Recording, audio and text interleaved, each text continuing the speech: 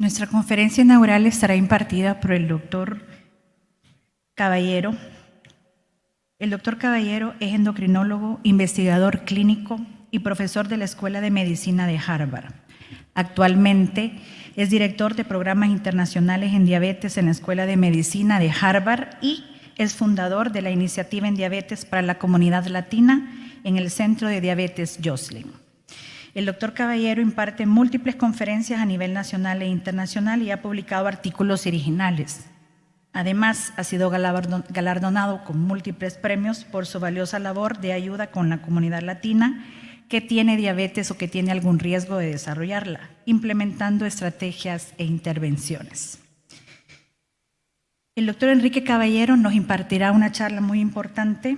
¿Alguna vez ustedes han tenido duda en qué debemos enfocarnos en el tratamiento de un paciente diabético debutante? Para ilustrarnos en este tema, el doctor Caballero nos presentará el manejo del paciente con diagnóstico reciente de diabetes mellitus, en qué debemos enfocar el tratamiento. Recibámoslo con un fuerte aplauso.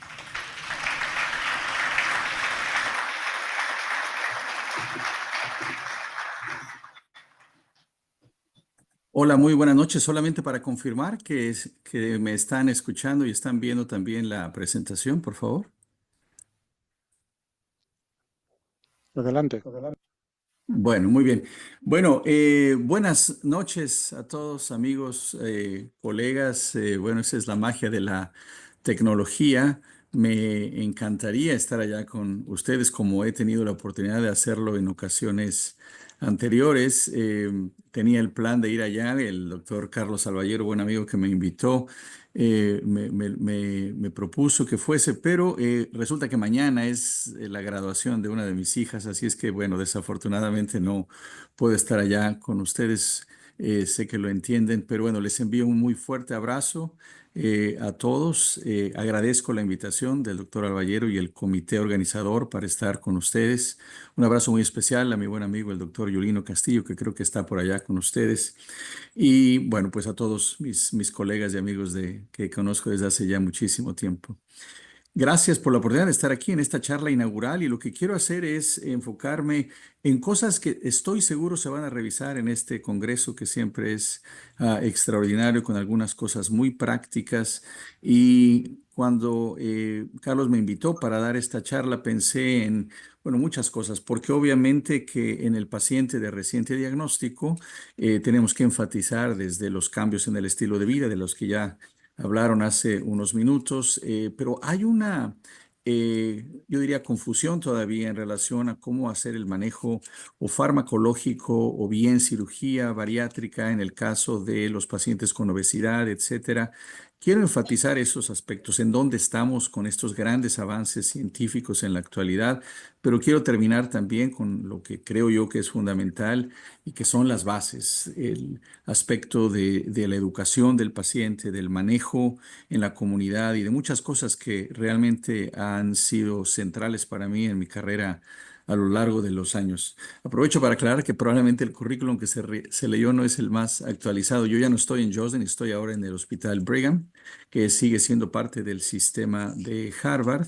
Trabajo en la Escuela de Medicina y bueno, tengo la fortuna que recientemente fui electo como presidente de Medicina y Ciencia de la Asociación Americana de Diabetes. Y bueno, tengo mucho interés, obviamente, en seguir fortaleciendo todo lo que estamos haciendo en nuestros países en América Latina. No tengo ningún conflicto de interés en relación con esta presentación. Y empecemos con cifras alarmantes. Todos ustedes pueden accesar el Atlas de la Federación Internacional de Diabetes que se acaba de publicar hace unas semanas con gente de nuestro continente también que ha participado en ello. Y las cifras pues son realmente impactantes en relación con el número de personas con diabetes que existe en la actualidad y que se espera que va a existir en los próximos años y pongo aquí en este recuadro a nuestra zona, que es América del Norte y del Caribe, y lo que es América Central y América del Sur, en donde se espera obviamente un aumento impactante en el porcentaje de personas con diabetes, de manera que esto, si bien ha habido avances en el manejo, etcétera, no estamos haciendo mucho en prevenir el desarrollo de la diabetes tipo 2. El doctor Albayero ya hizo hincapié en la importancia de ello. También yo he tenido el privilegio de ser coinvestigador del programa de prevención de diabetes desde hace muchísimos años, en donde se demostró que la diabetes se puede prevenir, y creo que ahí también hace falta mucho énfasis en la identificación de gente en riesgo, etcétera, para prevenir el desarrollo de diabetes tipo 2 a través de cambios en el estilo de vida y en algunas ocasiones con medicamentos.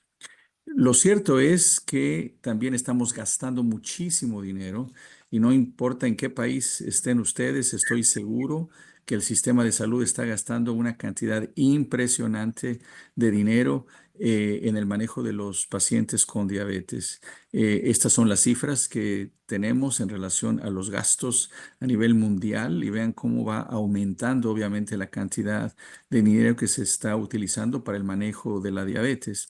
Ahora, esto es interesante porque también depende de la zona. Estas son las distintas regiones de la Federación Internacional de Diabetes, y como vemos aquí en el grupo SACA, que es de Centroamérica y de América del Sur, es donde más dinero se gasta de acuerdo con el porcentaje, de acuerdo con el ingreso bruto en el país. Y eso implica que se está dedicando una gran cantidad de dinero para el tratamiento de la diabetes. Ahora, el problema no es la cantidad de dinero solamente, sino cómo se está utilizando. Acá en Estados Unidos, por ejemplo, hemos hecho algunos estudios con la población de Medicare en Estados Unidos, en donde hemos visto que el 70% de todo el dinero que existe en este sistema se va en un 10% de los pacientes. Es decir, hay pacientes que cuestan muchísimo dinero para cualquier sistema de salud, y esto aplica seguramente a sus hospitales también.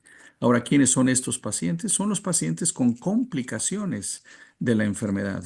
Lo que cuesta es diálisis, lo que cuesta es la cirugía cardiovascular, la ceguera, las amputaciones, la enfermedad vascular cerebral. Es decir, seguimos invirtiendo cada vez más y más en etapas tardías de la enfermedad. Por eso, esto que estamos hablando de la detección temprana, de la prevención y del manejo óptimo al principio del diagnóstico de la diabetes es fundamental. Cada día que pasa que el paciente está sujeto a hiperglucemia, a obesidad, a inflamación, etcétera, es tiempo que está conllevando al desarrollo de las complicaciones de la enfermedad, que es lo que cuesta. De manera que la forma también de reducir el gasto oneroso, no solamente para el paciente y la familia desde el punto de vista de salud, sino para los sistemas en los que trabajamos, es obviamente la detección y el tratamiento oportuno. Ahora, seguíamos planteando aquí el panorama un poco gris en todo este sentido, porque a pesar de todo, no estamos ayudando a la gente de la manera adecuada. Estos son datos relativamente recientes acá en Estados Unidos, en donde vemos ahí del lado derecho que solo 1 de cada 4 pacientes alcanzan las metas básicas de tratamiento, es decir, A1C, presión arterial, colesterol no HDL y el no fumar. Ahora, nótese cómo las metas no son, de hecho, las más estrictas y tal vez las que deberíamos de tener en la práctica clínica. A1C no debe ser menos de 8, probablemente menos de 7 o incluso menos. Presión arterial de 140/90 ya no es la meta, eso fue hace muchos años. De manera que si aplicásemos las metas más estrictas, el porcentaje sería todavía menor. Entonces, esa es una invitación para pensar. Trabajamos mucho, vemos muchísimos pacientes, hacemos un gran esfuerzo, pero no creo que estemos haciendo las cosas de la manera más eficiente. Y eso tiene que ver con muchas cosas de las que voy a hablar al final en relación con nuestros sistemas de salud y cosas que podemos mejorar. Ahora, en este atlas de la Federación Internacional de Diabetes, ahí ustedes ven las cifras impactantes de lo que se conoce ahora en relación con la diabetes a nivel mundial, pero hago hincapié en este recuadro del lado izquierdo, en donde 4 de cada 10 pacientes no saben que tienen la enfermedad y ya la tienen. Entonces, lo primero en esta charla para el manejo adecuado del paciente de reciente diagnóstico es, por supuesto, hacer el diagnóstico de la enfermedad. Y eso nos corresponde a todos nosotros, les corresponde a los médicos de atención primaria, a la gente que vea a los pacientes de manera más regular. Y ahí todos ustedes, como líderes de opinión, creo que tienen que enfatizar eso en sus sistemas, que se detecten a tiempo a los pacientes. Y lo otro es que, como ven ahí, 3 de cada 4 personas viven en nuestros países, que son países en desarrollo, y esto es obviamente algo que va a seguir influyendo. Ahora, si hablamos de qué hacer con los pacientes, bueno, siempre hemos reconocido, como lo verán siempre en todas las guías en la parte superior, cambios en el estilo de vida, educación, buena alimentación, ejercicio. Ahora, las guías han cambiado a lo largo de los años. Esta parece mentira, pero ya son 10 años de esta guía que se publicó por el doctor Silvio Enzuki como a la cabeza de este grupo, en donde lo que hablábamos era, bueno, de acuerdo con las cifras de hemoglobina glucosilada y la diabetes, vista más desde un punto de vista glucocéntrico, teníamos que buscar la forma de utilizar cualquiera de estas otras estrategias, empezando por supuesto con la metformina, que era la base en ese entonces, creo yo de manera personal que debe de seguir estando ahí como la base, pero bueno, las cosas van cambiando poco a poco. Pero este era un enfoque muy glucocéntrico en donde se pensaba que la diabetes era solamente manejar el azúcar y se acabó. Pero las cosas obviamente han ido cambiando. Tenemos ahora muchas opciones en relación con el manejo del paciente con diabetes. En Estados Unidos hay 12 o 13 clases, si la queremos ver así, aprobadas para el manejo de la diabetes. Si consideramos que tirzepatida, por ejemplo, GLP-1 y GIP es un medicamento de una clase distinta, aunque sigue siendo parte de la familia de los análogos de GLP-1. Todos estos medicamentos están aprobados para la diabetes. Creo yo que todos tienen todavía un rol importante. Obviamente los que han acaparado la atención son los inhibidores de SGLT2 y los análogos de GLP-1 por los datos tan impactantes que se han visto en investigación y en la clínica en relación con sus efectos.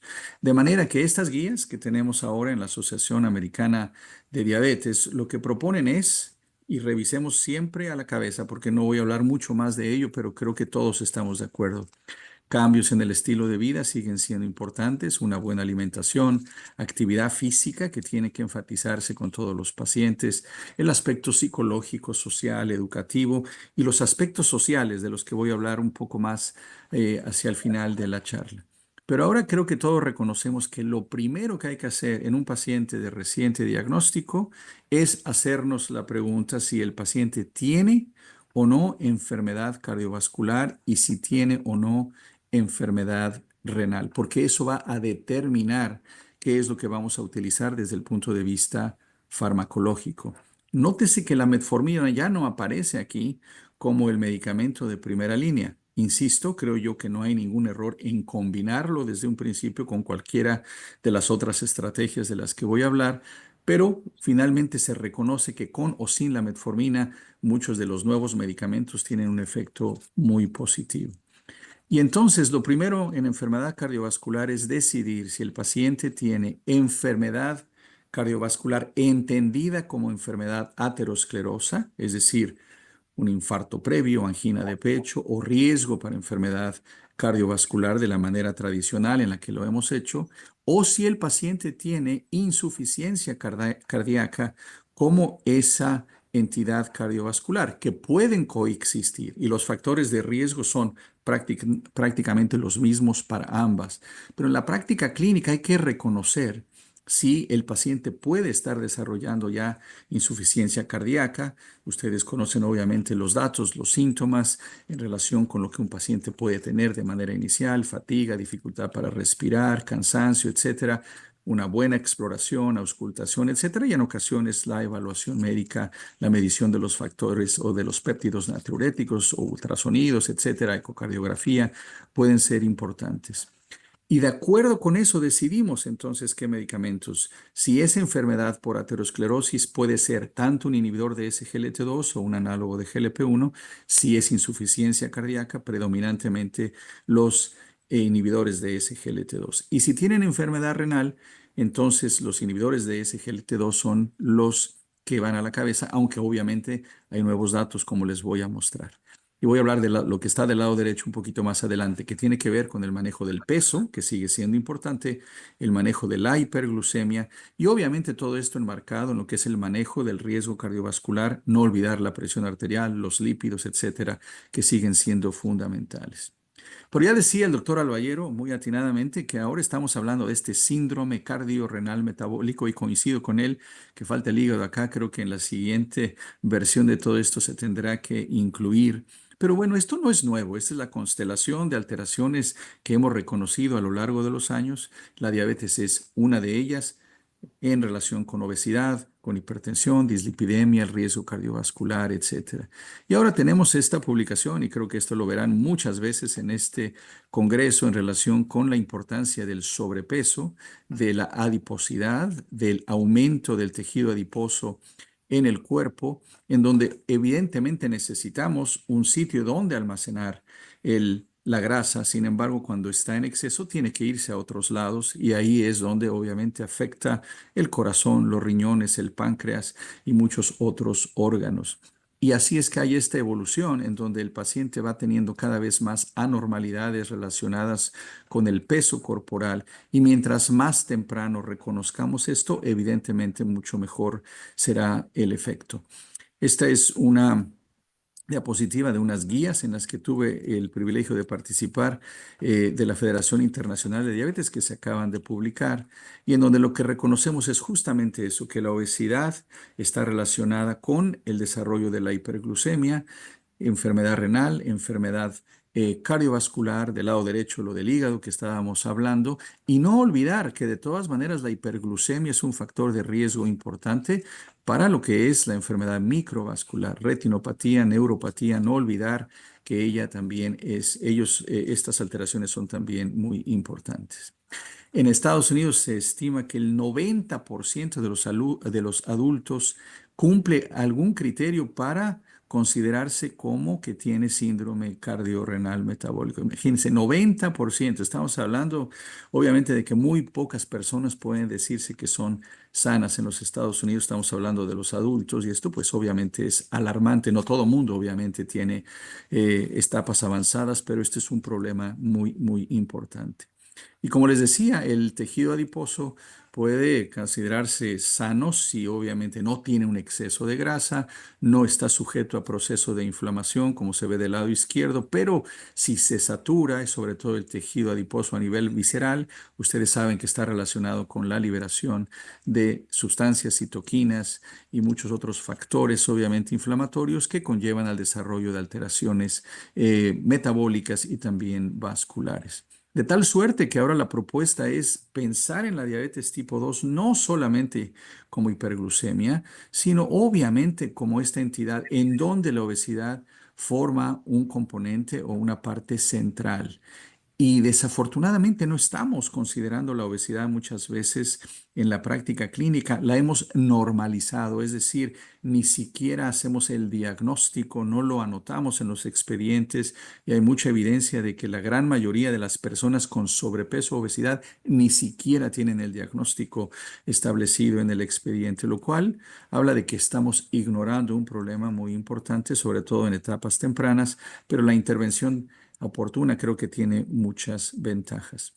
Ahora, esto no es nuevo. Este es un estudio que hicimos hace muchos años en donde demostramos que la persona con intolerancia a la glucosa, mostrada ahí como IGT, o los familiares de personas con diabetes, los relatives aquí, son gente que ya tiene disfunción endotelial. Ahora, estos familiares de personas con diabetes, y aquí creo que estoy hablando de muchos de nosotros, tal vez de ustedes ahí en la sala, que somos personas que tenemos alguien en la familia con diabetes, aun cuando no tengamos diabetes, hipertensión, dislipidemia, tal vez simplemente por tener un poquito más del peso que debemos de tener, en este caso el promedio era de índice de masa corporal de 26, ya tienen disfunción endotelial, que esto es algo afortunadamente reversible. La parte genética es importante, pero no es la prioridad.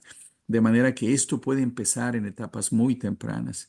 Pero el gran problema, y el doctor Alballero hacía alusión a esto también, es esta obesidad infantil, esta que estamos viendo desde etapas muy tempranas, en donde estos niños adolescentes ya tienen muchos problemas. Hicimos hace tiempo también un estudio en donde comparamos a estos niños con sobrepeso y obesidad con niños sanos, estos niños sin diabetes, sin dislipidemia, hipertensión, los niños con obesidad, pero aún así ya tenían alteraciones en muchos de los marcadores de disfunción endotelial, como lo ven ustedes ahí. Ahora ya nos sorprende entonces que este paciente de reciente diagnóstico del que estamos hablando sea alguien que tiene a lo mejor 25, 30, 35 años o menos, porque tenemos ahora niños y adolescentes con diabetes tipo 2. Estamos viviendo un problema muy diferente e insisto, la intervención temprana es fundamental. Pero regresemos a esto de las guías entonces para hablar un poco más en detalle de esto lo que les estaba diciendo, porque creo que esto es lo que ha captado la atención de todos nosotros y a nivel mundial en relación con las nuevas opciones que tenemos para los pacientes, pero hay que reflexionar un poco de cómo llegamos acá, de dónde viene toda esta información. Y empecemos con los inhibidores de SGLT2 que creo que han demostrado fehacientemente su beneficio, no solamente en bajar la glucosa, sino en otros aspectos. Ahora, tanto los estudios con inhibidores de SGLT2 como con análogos de GLP-1 podemos decir que fueron diseñados no para demostrar estos beneficios, sino para simplemente demostrar que eran medicamentos seguros. Pero, wow, qué sorpresa que han tenido un efecto mucho mejor y mayor de lo que cualquiera hubiese esperado. Este es un metaanálisis reciente y ustedes reconocen ahí los nombres de muchos de los estudios con los inhibidores de SGLT2 en donde el objetivo es ver si disminuyen el riesgo cardiovascular, entendido como esta tripleta de elementos que son los eventos cardiovasculares mayores, que son infarto al miocardio no fatal, enfermedad vascular cerebral no fatal o muerte por enfermedad cardiovascular.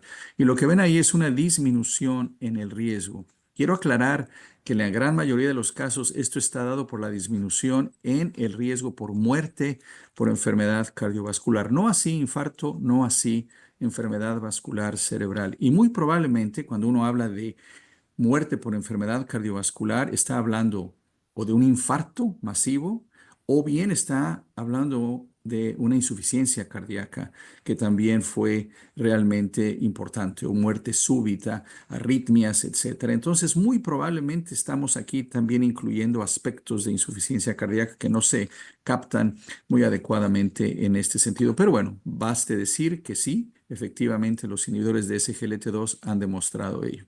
Pero en donde creo que han tenido un éxito rotundo ha sido en el área de la insuficiencia cardíaca.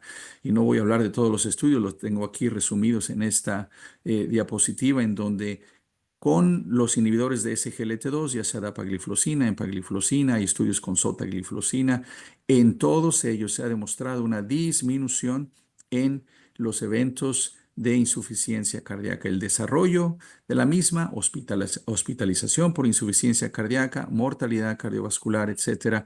De manera que por eso es que en el área de cardiología hay un entusiasmo impresionante con estos medicamentos en virtud del efecto tan importante que han tenido. De tal suerte que en la actualidad no importa el grado de insuficiencia cardíaca que tenga el paciente, puede ser insuficiencia cardíaca con fracción de eyección reducida, moderadamente reducida o preservada, como lo ven en la parte inferior, independientemente de en qué nivel de insuficiencia cardíaca esté el paciente, la recomendación es que los inhibidores de SGLT2 pueden funcionar muy bien.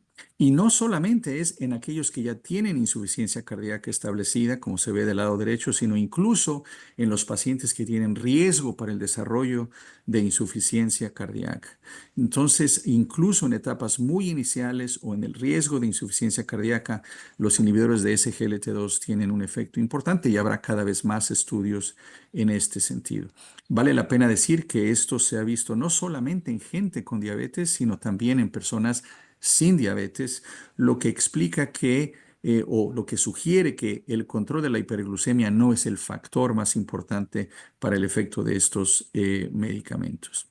De tal suerte que como lo ven del lado derecho, y esto es obviamente en el mundo más de la cardiología, Pero si alguien tiene, por ejemplo, insuficiencia cardíaca con fracción de eyección reducida, como se ve aquí, menos del 40%, estos son los 4 medicamentos que se les llaman ahora los 4 magníficos, que son los inhibidores del sistema renina-angiotensina, o también los ARNI, con neprolicina, los beta bloqueadores o beta bloqueantes, los inhibidores de SGLT2 y los inhibidores de aldosterona. Entonces, esto ha cambiado obviamente todo lo que es el campo, no solamente de la diabetes, sino también en enfermedad cardiovascular, insuficiencia cardíaca, creo que ha sido muy importante.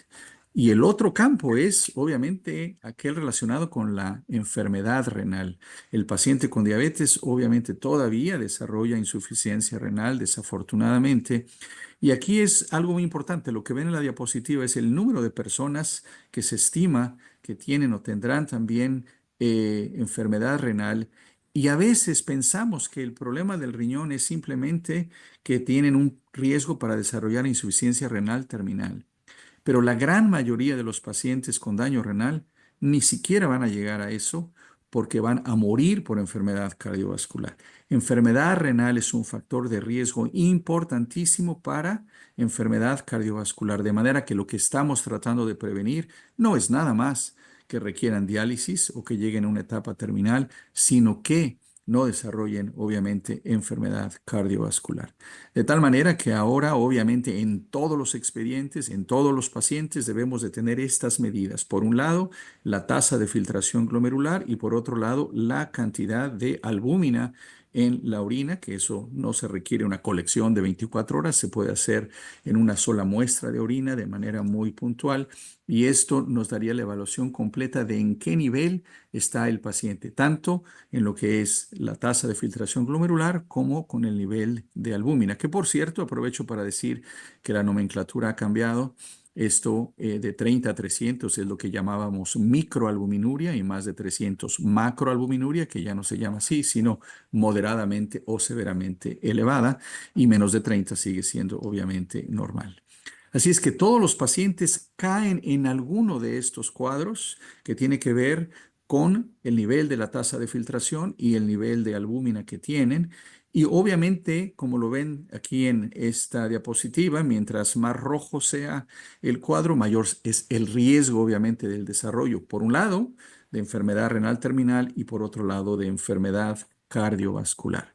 Y aquí es donde también se requiere una intervención temprana. Entonces, en este paciente de reciente diagnóstico hay que evaluar en dónde está y de acuerdo con ello establecer, obviamente, el tratamiento más adecuado. Los inhibidores de SGLT2 han demostrado también de una manera muy contundente que pueden disminuir el riesgo de la progresión de enfermedad renal, como lo ven ustedes aquí en estos estudios específicamente diseñados para ello. E insisto, como lo ven del lado derecho, no solamente en personas con diabetes, sino también en gente sin diabetes. De manera que esto también ha revolucionado el campo de la nefrología, en donde obviamente se utilizan estos medicamentos. No había algo parecido en este aspecto, así es que se pueden utilizar no solamente en gente con diabetes. Y en este recuadro lo que ven ustedes aquí es obviamente del lado izquierdo gente menor de 65 años, mayores de 65 del lado derecho y el riesgo para el desarrollo de distintos desenlaces de acuerdo a la función renal, de acuerdo a estos parámetros de los que acabo de hablar. Y parece como que es una copia cada uno de estos recuadros, porque al final el riesgo es igualmente más alto para aquellos con mayor compromiso renal, para todo lo que quieran, para mortalidad, enfermedad cardiovascular, insuficiencia cardíaca, enfermedad vascular cerebral, fibrilación auricular, etcétera, etcétera. Entonces, evitar que el paciente progrese a estadios más avanzados sigue siendo fundamental. De manera que tenemos ahora estas guías, las guías renales del grupo CADIGO, en donde se establece qué hay que hacer con los pacientes de acuerdo con todo ello. Cambios en el estilo de vida fundamentales, no fumar, cuidar el peso corporal y la utilización, como lo ven acá, de inhibidores de SGLT2, metformina, obviamente el manejo de la dislipidemia, los bloqueadores del sistema renina-angiotensina, etcétera, que siguen siendo fundamentales. Y esto es obviamente algo fundamental y esto es lo que se conoce como la terapia médica dirigida, que es lo que da origen a estas guías o basadas en esta evidencia. Insisto que los inhibidores de SGLT2 pueden utilizarse ahora hasta una tasa de filtración de 20. Eso no lo veíamos antes porque sabemos que mientras menor sea la tasa de filtración, menor es su efecto en hiperglucemia, pero al final no es ese el aspecto más importante, es la protección que están estableciendo a nivel renal y me encanta obviamente que la metformina siga siendo apareciendo en todo ello porque al final es un medicamento barato que conocemos muy bien y que creo que puede utilizarse en muchos pacientes. Así es que esto se puede generalizar y decir que tanto en todas las guías a nivel mundial para insuficiencia cardíaca, para enfermedad renal o para diabetes, esto se ha incorporado en relación con el manejo de los inhibidores de SGLT2. Los mecanismos a través de los cuales estos medicamentos están funcionando todavía es algo que estamos estudiando. Es muy posible que haya efectos sistémicos y al mismo tiempo efectos en cada uno de estos órganos, a nivel del corazón, a nivel de los riñones, que ustedes ven ahí en la pantalla, aspectos de disminución de inflamación, aspectos vasculares, aspectos de la utilización de la energía, etcétera. Muchas cosas que pueden ser seguramente en combinación que están explicando esto. Para terminar esto de los inhibidores de SGLT2, creo que bueno, hay que también reconocer que hay precauciones. Obviamente todo esto que ven ustedes en la pantalla puede suceder, deshidratación, sobre todo en gente de edad un poco más avanzada, hay que tener cuidado en la utilización concomitante con diuréticos, etcétera. Checar muy bien lo de la presión arterial, las infecciones micóticas que hemos reconocido desde hace muchos años, no tanto las infecciones urinarias, creo que eso se da sobre todo por la hiperglucemia, la disminución en la tasa de filtración glomerular que es esperada. Y siempre que hablo con mis amigos nefrólogos, le digo, bueno, ¿cuánto es demasiado en la disminución de la tasa de filtración glomerular? Y lo que siempre se discute es que probablemente mientras sea menos de 30, la caída en la tasa de filtración glomerular, yo creo que estamos bien. Si es mayor, puede ser que ese paciente tenga una disminución importante en la volemia, el riesgo de cetoacidosis que ha estado ahí, pero sobre todo en gente con diabetes tipo 1 o en gente en donde o en los que se suspende la insulina si tienen diabetes tipo 2 porque la glucosa ha mejorado, pero eso evidentemente aumenta el riesgo si el paciente no tiene la capacidad para producir insulina.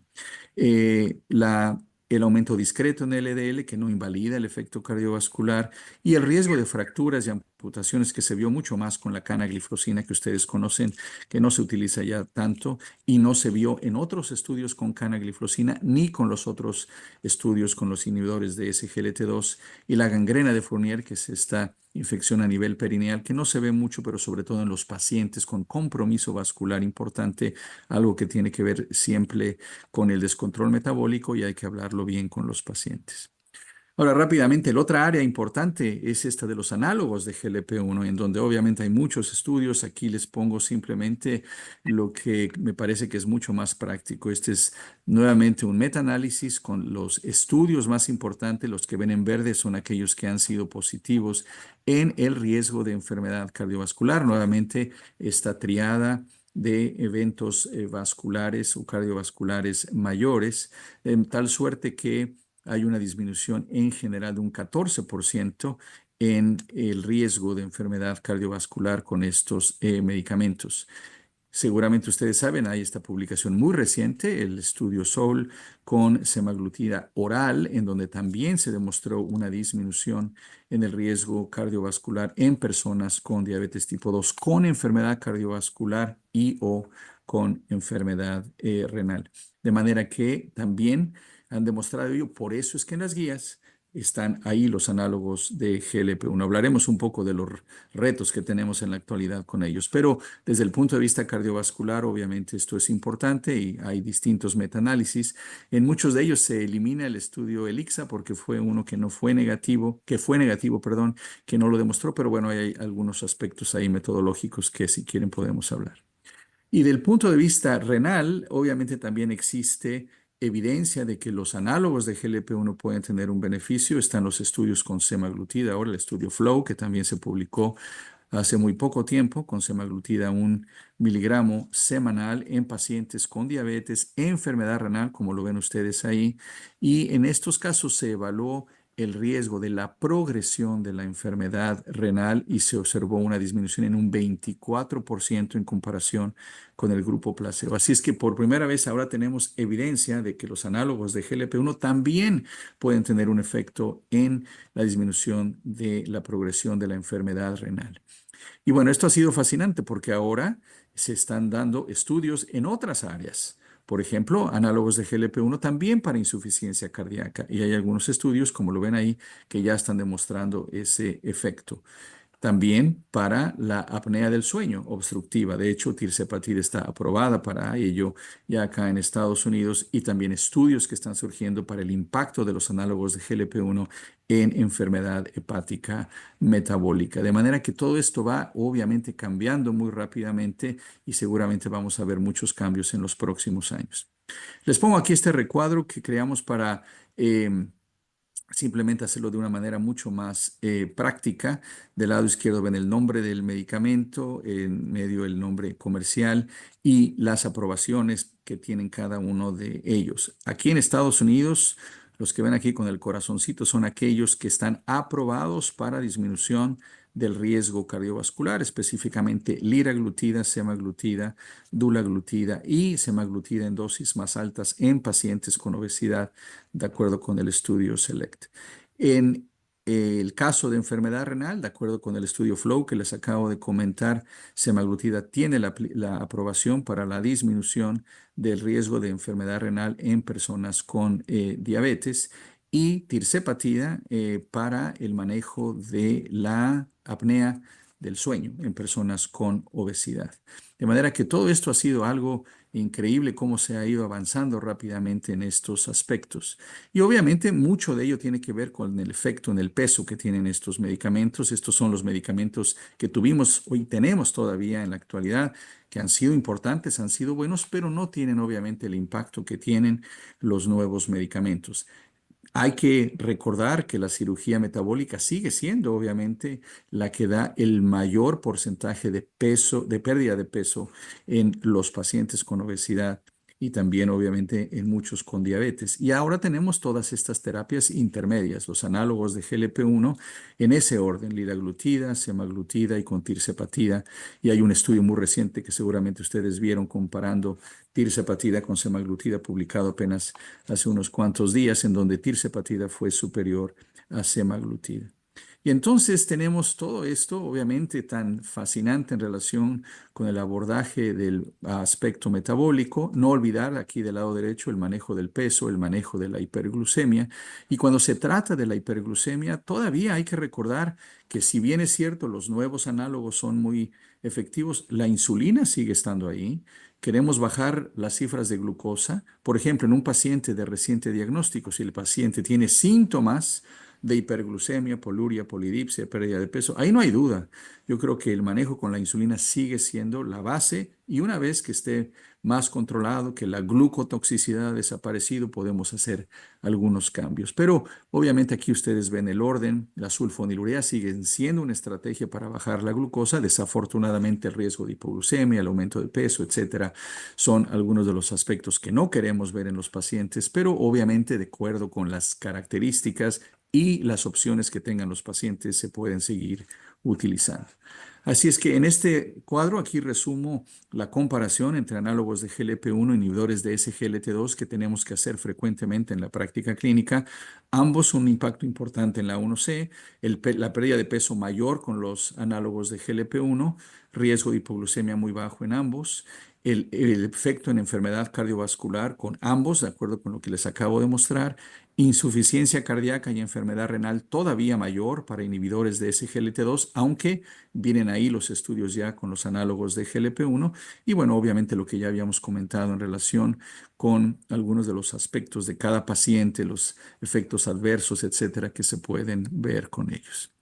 Y hay que prepararse porque vienen más medicamentos en los próximos años. Seguiremos hablando de esto. Aquí es una lista corta de algunos de los que vienen, no solamente ahora ya con GLP-1 y GIP, sino aquellos que estimulan los receptores de glucagón, aquellos que son análogos de amilina. Y bueno, vienen ahí muchas cosas muy interesantes. Está Retratutide, por ejemplo, que es un triple análogo que tiene un impacto todavía mayor en el peso corporal que lo que hemos visto con tirzepatida. Así es que creo que hablaremos de esto en los próximos años de una manera todavía mucho más extensa. Termino diciendo que, por ejemplo, los aspectos de la cirugía metabólica siguen siendo importantes, sigue siendo superior a lo que tenemos con los medicamentos, aunque ya obviamente los medicamentos están alcanzando el impacto de la cirugía metabólica, pero hay que recordar una cosa, porque creo que como clínico y yo favorezco obviamente el tratamiento con medicamentos, los cambios en el estilo de vida, pero hay que reconocer que la cirugía metabólica ha ganado mucho terreno.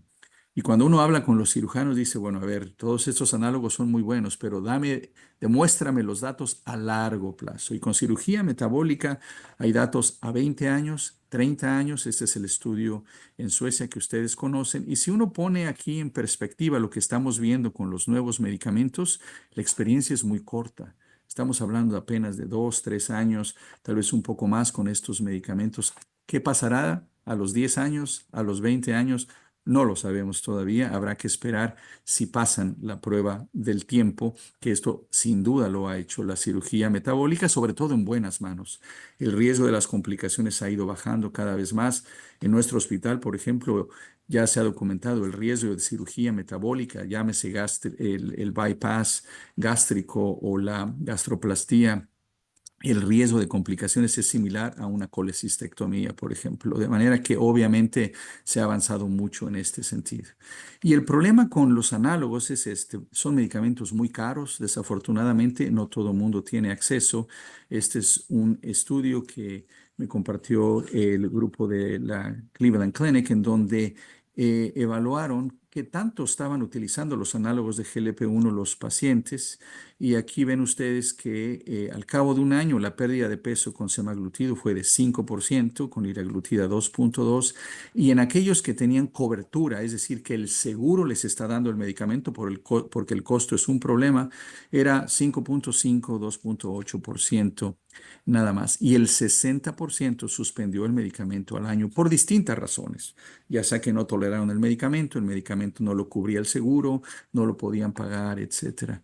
Este es un problema real que tenemos, es decir, estos son medicamentos extraordinarios, pero necesitamos buscar la forma en que todo mundo tenga acceso a ellos. Y hay estudios económicos, por ejemplo, que demuestran que para que esto realmente pueda funcionar, el costo de los medicamentos tiene que disminuir.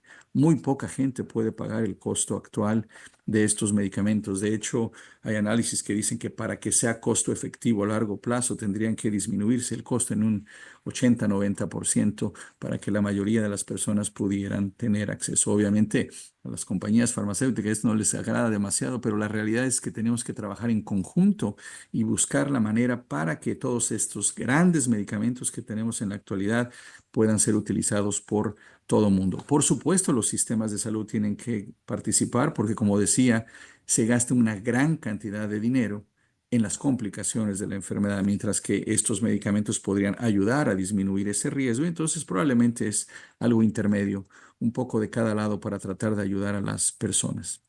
Eh, y bueno, la cirugía metabólica tiene también sus riesgos. Obviamente hay datos con anemia, fracturas, trastornos gastrointestinales, pero bueno, todo depende del buen manejo de los pacientes. En estas guías que les compartí, en las que he tenido el privilegio de participar de la Federación Internacional de Diabetes, y aquí ustedes ven el grupo, está también la doctora Rupa Meta de México, está Renan Montenegro de Brasil y mucha gente de otros lugares. Nos dimos a la tarea también de hablar de qué es lo congruente en la práctica clínica de acuerdo con los recursos y de acuerdo con la zona en donde vive cada persona, que esto obviamente es importante para todos nosotros en América Latina.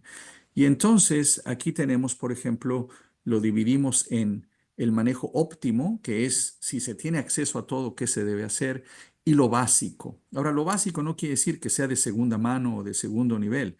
Quiere decir trabajar con la realidad y es lo mínimo que se debe de hacer. Obviamente lo ideal es dar lo óptimo a todo mundo, no es por crear distintas categorías de pacientes. todo mundo merece lo mejor, pero la realidad es que no siempre se puede hacer. Entonces, por ejemplo, en el paciente de reciente diagnóstico, que es del que estamos hablando, lo óptimo sería cambios en el estilo de vida. La metformina seguimos considerando que es importante y en el paciente que tiene obesidad, como lo hablé ya, los análogos de GLP-1, no hay duda, son la mejor opción. Pero si no, como lo ven del lado derecho, pues un inhibidor de SGLT2 es una buena opción porque no aumenta el peso y tiene los beneficios de los que ya hablé.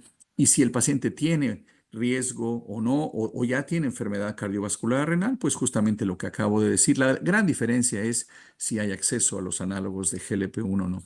Y en el paciente que ya está establecido en su terapia, lo mismo. Del lado izquierdo, si hay análogos de GLP-1, tener acceso a ellos creo que será importante, pero si no, utilizar las terapias que existan, incluyendo, por ejemplo, no solamente la metformina, pero sulfonilureas, insulina, etcétera, lo que se necesite para tratar de ayudar al paciente a alcanzar las metas de tratamiento.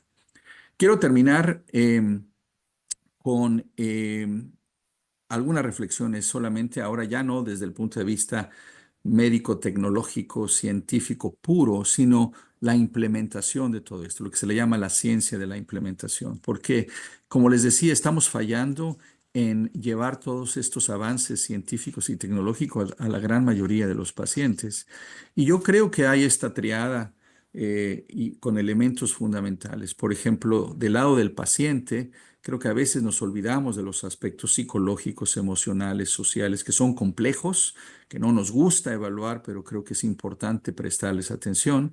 Del lado izquierdo, nosotros también tenemos que pensar de qué manera podemos ayudar a los pacientes mejor, porque no se vale decir que los pacientes no están bien porque no quieren o porque no hacen lo que uno les dice. Obviamente no hay pacientes perfectos, pero sí creo que nadie escoge estar mal a propósito, ¿no? Sino hay una gran cantidad de factores que influyen en ello.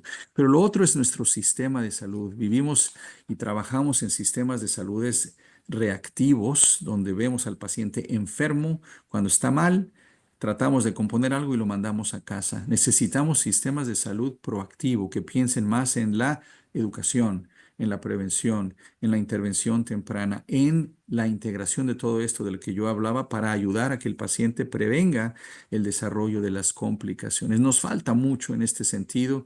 Trabajamos mucho, vemos muchos pacientes, pero no creo que se esté haciendo de la manera más efectiva y aquí es donde obviamente los administradores, la gente que dirige hospitales, clínicas, creo que hay que pensar en conjunto de qué manera podemos hacer esto mejor. Y lo que a veces dejamos de lado es esto de los factores sociales, los determinantes de salud desde el punto de vista social. Y aquí es donde a veces se nos baja un poco el ánimo porque decimos, bueno, trabajamos mucho, pero ¿cuál es el impacto que tenemos en los pacientes? Y hay quienes sugieren que lo que nosotros hacemos impacta en tan solo un 10% lo que va a suceder con ese paciente a largo plazo. Lo que más va a determinar cómo le va a alguien en la vida desde el punto de vista de salud es en dónde vive, cuánto dinero tiene, qué condiciones, qué educación, qué ambiente es en el que está, cuáles son sus conductas, etcétera. Los genes, tal vez un 10%. Y esto es importante porque si no consideramos esos aspectos, estamos dejándole de lado lo más importante.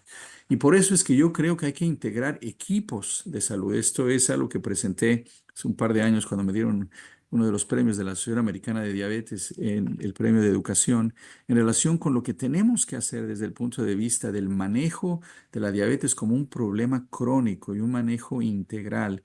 Y vean ustedes la lista, todas estas personas son importantes en los equipos de salud. No los estoy viendo ahora, pero si les preguntara quién tiene a toda esta gente en su equipo, estoy seguro que muy pocos levantarían la mano porque falta mucha gente y a veces no se justifica su presencia en los sistemas de salud, no hay quien pague sus sueldos, etcétera. Pero el trabajo en equipo tiene que ser fundamental y tenemos que alejarnos de que sea solo el médico y el paciente el que van a resolver todo este problema. Es imposible, necesitamos trabajar en equipo. Les cuento de manera muy rápida que en mi caso, por ejemplo, yo he decidido para lograr esto mejor, y esa es una decisión propia, trabajar mucho más de cerca con la comunidad. Del lado izquierdo ven el edificio del Hospital Brigham, que es parte de este sistema, el Mass General Brigham, que es afiliado a Harvard. Y es un edificio hermoso, con todas las instalaciones, toda la tecnología. Yo podría ver pacientes ahí, esa es la realidad, pero yo he decidido ir a ver pacientes a ese centro comunitario que está del lado derecho. Ahí es donde veo todos mis pacientes. Es un edificio muy modesto, está en una comunidad que está muy cerca de Boston, pero ahí es donde veo a la gente que tiene mayor riesgo, que tiene menor nivel de educación, que tiene muchos problemas financieros, la gente de mayor riesgo para el desarrollo de todas estas enfermedades, nada alejado a lo que todos ustedes ven todos los días seguramente, al menos en los hospitales públicos, etcétera. Pero me siento mucho más cerca de la comunidad porque entiendo mejor dónde viven, qué hacen, sé dónde van a comprar sus alimentos, sé dónde pueden hacer ejercicio, sé cuáles son algunas de las opciones que hay en los programas en la comunidad, puedo guiarles mejor al entender mejor su entorno, sus aspectos sociales. Y creo que esto es algo que todos como profesionales de la salud debemos hacer un poco más en esta nueva labor que tengo en la Asociación Americana de Diabetes. Es parte de lo que yo estoy y voy a tratar de enfatizar un poco más, que necesitamos salirnos de nuestra área de confort, no necesariamente porque todos tengamos que hacer esto, pero sí el buscar la manera de integrar equipos, de entender un poco más lo que están viviendo los pacientes. Muchos de ustedes me han oído hablar también de las visitas médicas en grupo, que yo he desarrollado también desde hace mucho tiempo, que me encanta esta dinámica en los que los pacientes vienen, no los veo de manera individual siempre, sino en grupo. No es una clase, es una visita médica en donde voy uno por uno hablando de sus aspectos médicos, la gente interactúa entre ellos, se ayudan, aprenden, se motivan y es algo además que le encanta a mi hospital porque yo puedo ver más pacientes en menos tiempo y eso obviamente también es bueno desde el punto de vista económico. Se manejan muy bien los aspectos de confidencialidad. Obviamente quien quiera compartir algo se puede hacer de manera privada, se puede hacer después de esta actividad, etcétera. Y hay siempre conmigo una educadora, que puede ser la nutrióloga, la enfermera, en donde hablamos de algunas actividades o enfatizamos algunos aspectos, mensajes educativos también. Y lo último es esto del trabajo en la comunidad. Ese es un estudio que hicimos en la península de Yucatán, en México. Gente que no habla ni siquiera español. Son gente de la comunidad maya con diabetes, que eso vemos en nuestras comunidades indígenas también, en nuestros países. Y lo que hicimos fue ayudar a que los miembros de la comunidad aprendieran un poco más sobre el manejo de la diabetes para ayudar a otros, la educación en pares y donde vimos que se pudo disminuir la hemoglobina glucosilada en un mejor nivel, en un mayor nivel, en comparación con el grupo placebo, aunque bueno, simplemente participar en estas actividades fue muy positivo. Bueno, no quiero tomarles más tiempo, sé que además todo el mundo quiere ir al cóctel de bienvenida, que sé que está ahí en el programa, pero quiero terminar diciendo que aparte de esta triada, obviamente hay aspectos políticos, sociales. La diabetes, la obesidad son problemas de la sociedad. Eso no es algo que cada quien escoja porque sí, sino hay que trabajar obviamente con las instituciones, con los gobiernos para que puedan ayudarnos a hacer las cosas mejor. Las instituciones educativas, asociaciones profesionales como las que existen en cada uno de sus países, todas las actividades en la comunidad, obviamente en Estados Unidos y en otros lados las compañías de seguros médicos que tienen que ayudarnos mucho más en esto, obviamente las compañías farmacéuticas, las compañías que producen todos estos grandes sistemas como son los monitores continuos de los que no hablé, pero creo que han tenido un impacto muy importante en los pacientes y al final los medios de comunicación, los medios sociales. Necesitamos información veraz para los pacientes. Hay muy mala información ahí afuera y queremos que sea mucho mejor todo esto. La única manera de ganarle la batalla a la diabetes y hacer que estos pacientes de reciente diagnóstico se manejen de manera adecuada es ese trabajo integral en conjunto que creo que podemos hacer con todos ellos. Me despido dándoles esta imagen de nuestra escuela de medicina en Harvard, que no quiero entrar en aspectos políticos, pero saben ustedes que hemos sido atacados fuertemente por el gobierno, pero seguimos manteniéndonos firmes y fuertes, sabiendo que la educación de alto nivel tiene que ser realmente intocable, imparcial. Tenemos la misión de ayudar y de hacerlo de la manera más ética posible. Muchísimas gracias a todos ustedes, gracias por su atención. Y con este nuevo nombramiento que tengo de la Asociación Americana de Diabetes, les recuerdo, ojalá que me puedan acompañar el próximo año, en junio, en Nueva Orleans, donde me tocará hacer el discurso presidencial justo antes de la medalla Banting que se da cada año. Ojalá que muchos de ustedes puedan estar allá conmigo. Muchísimas gracias por tenerme. Insisto, qué lástima que no estoy con ustedes en persona, pero les mando un fuerte abrazo y mi cariño, como siempre, ahora desde acá en Boston, en Estados Unidos. Muchas gracias y nuevamente gracias a todos en el comité por invitarme.